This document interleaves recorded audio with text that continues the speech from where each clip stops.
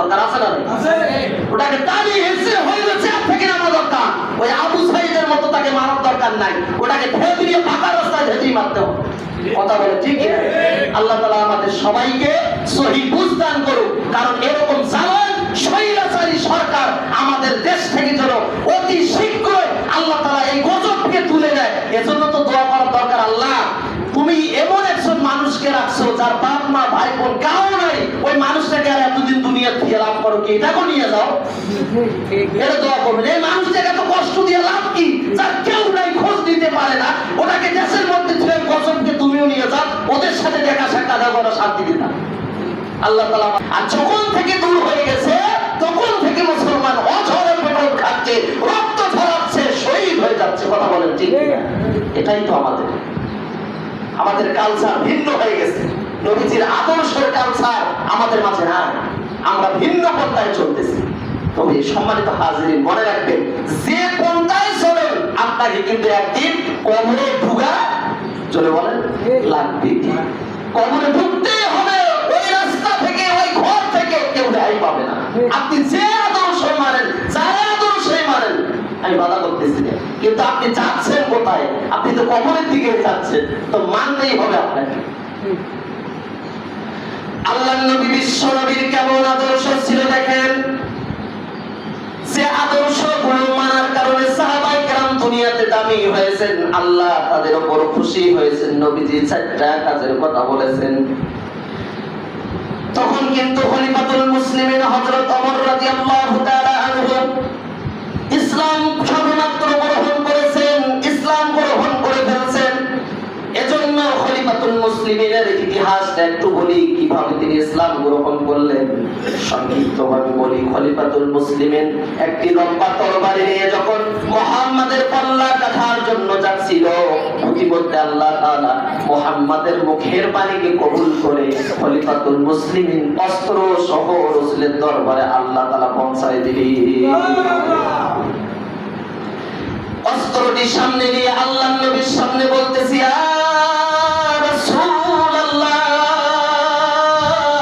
ইয়া হাবিবাল্লাহ, আমি ভুল করে ফেলেছি। আমার জীবন চলছিল গরুর মতো, আমার জীবন চলছিল জানোয়ারের মতো। আমি আমার জীবনে অনেক ভুল করেছি।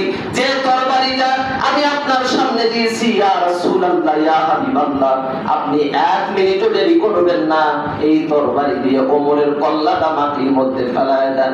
আল্লাহর নবী বিশ্ব নবী ওমরকে ডাক দিয়ে বলে, ওমর, এমন একজন নবী তোমাদের মাঝে আগমন করেছে যে নবী মানুষের কল্লা কাটে না। এই নবী হাজারো মাইল খাওয়ার পরে আল্লাহর কাছে উম্মতের জন্য দোয়া করে। এমন একজন নবী আমরা পেয়েছি যে নবী কল্লা কাটতে রাজি হন নাই, আল্লাহর কাছে হাজারো মাইল খেয়ে আল্লাহর কাছে তিনি দোয়া করে মানুষের হেদায়েত চেয়েছেন। সুবহানাল্লাহ। আল্লাহ নবীর সামনে বলতেছে, ইয়া রাসূলুল্লাহ, যে তরবারিটা ইসলামের বিরুদ্ধে চলছিল, ওই তরবারিটা ইসলামের বিরুদ্ধে নয়, ইসলামের পক্ষে এই তরবারিটা আজ থেকে প্রতিনিয়ত চলতেই থাকবে। বলেন সুবহানাল্লাহ। ওমর ইসলাম গ্রহণ করার পরে ইসলামের আলো তীব্রতার মধ্যে সরে যাওয়া শুরু হয়ে গেল। কারণ পক্ষপাতী যে শত্রু ছিল, ওই শত্রু এখন ইসলামে এসেছে, আর ইসলামের নূর যার মধ্যে পড়েছে, ও আর ইসলাম থেকে দূরে চলে যাবে না। কারণ হেদায়েত যিনি দিয়েছেন, ওমরের কল্লা চলে যাবে, রক্ত গা দিয়ে ঝরতে পারে, ওমর ইসলাম ছাড়তে রাজি হবে না। সুবহানাল্লাহ। সত্য হয়ে গেছে। এখন নবীজি যা করে ওমরের বক্তব্য তাই হয়ে যায়। আর আমাদের সমাজে এই যে বলছিলাম, আমাদের কালচার ভিন্ন।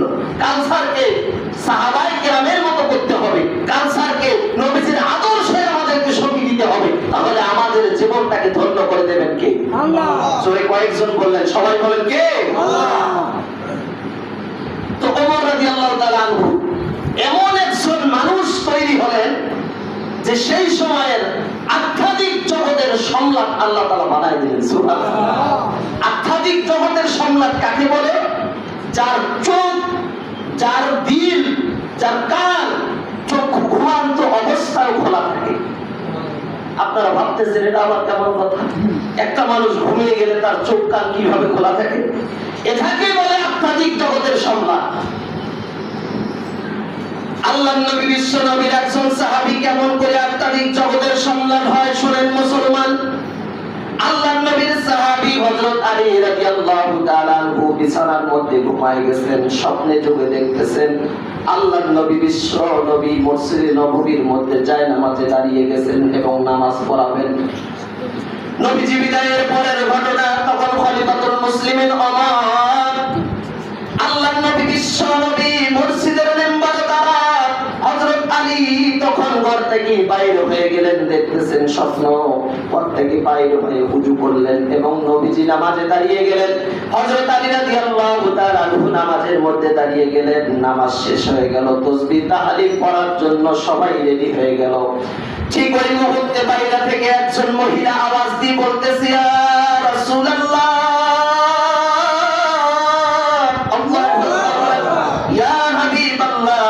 একজন সাহাবীকে পাঠায় দেন, আমি একটি খেজুর বাগান লাগাইছি, ওই খেজুর বাগানের ফল গাছের মধ্যে এসেছে, আমি কাউকে খাইতে দেই নাই, আমার সন্তানকে দেই নাই, আমার পরিবারের কাউকে আমি ফল খাইতে দেই নাই, প্রথম ফল আপনি নবীর জন্য এবং সাহাবীদের জন্য আমি নিয়ে এসেছি। বলেন সুবহানাল্লাহ।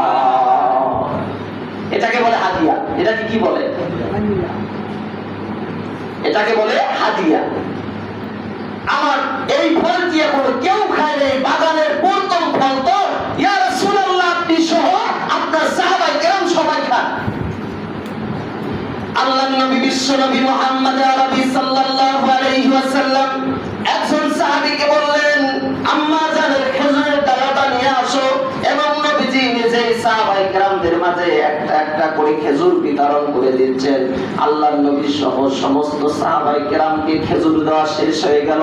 হযরত আলী রাদিয়াল্লাহু তাআলা একটা খেজুর মুখে দিলেন, দিয়ে বলতেছেন, পৃথিবীতে এমন কোন ফল নাই যে ফল আজকার ফলের মতো সুস্বাদু হয় না। এত সুন্দর এত মিষ্টি আমি কোনোদিনও ফল খাই নাই। আল্লাহর নবী বিশ্ব নবীর ওই দৃশ্য দেখার পরে আলী রাদিয়াল্লাহু তাআলা ঘুম ভেঙে গেল। রাতের শেষ সময়ে মুয়াজ্জিনের আযানের ধ্বনি বেজে উঠল। হযরত আলী রাদিয়াল্লাহু তাআলা মসজিদে যখন পৌঁছে গেলেন, মসজিদে যাওয়ার পরে ওমরের পেছনে নামাজ পড়লেন। কারণ ওমর হচ্ছে দোলাহাদার, কারণ যে সময় যে সরকার হবে, প্রেসিডেন্ট হবে, আর বড় মসজিদের কেন্দ্রীয় মসজিদের বাইতুল মুকাররমের ইমাম শেখ হাসিনা হওয়া লাগবে। ঠিক কিনা জোরে করেন? এটাই ইসলামের নিয়ম। যে প্রেসিডেন্ট হবে সে ইমাম হবে, যে প্রেসিডেন্ট হবে, যে দেশ চালাবে সে মসজিদের খুতবা তেলাওয়াত করবে। ঠিক কিনা জোরে করেন? এটাই হচ্ছে নিয়ম। কারণ খলিফাতুল মুসলিমিন যখন অর্থ পৃথিবীর বাদশা ছিলেন, শাসক ছিলেন, তখন খলিফাতুল মুসলিমিন শুধু দেশে চালান নাই, মসজিদের মেম্বারে বসে খুতবা দিয়েছিলেন। খালি তো ঠিক করে এই ঠিক কথার কারণে হাজার হাজার সন্তান আজকে গুলিবিদ্ধ হয়ে পড়তেছে। মানে এখানে ঠিক, বাহিরে গেলে বেঠিক।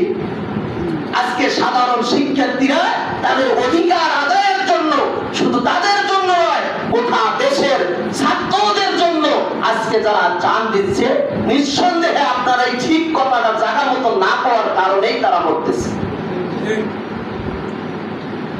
আপনার যখন নির্বাচন সামনে আসে, হুশ হেরে যায় যে আপনি মুসলমান কিনা।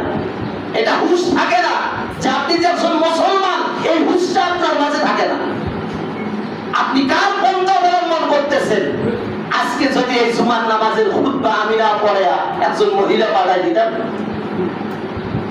আপনারা নামাজ পড়তেন তার পেছনে? সবাই বলেন পড়তেন? খারাপ লাগতেছে।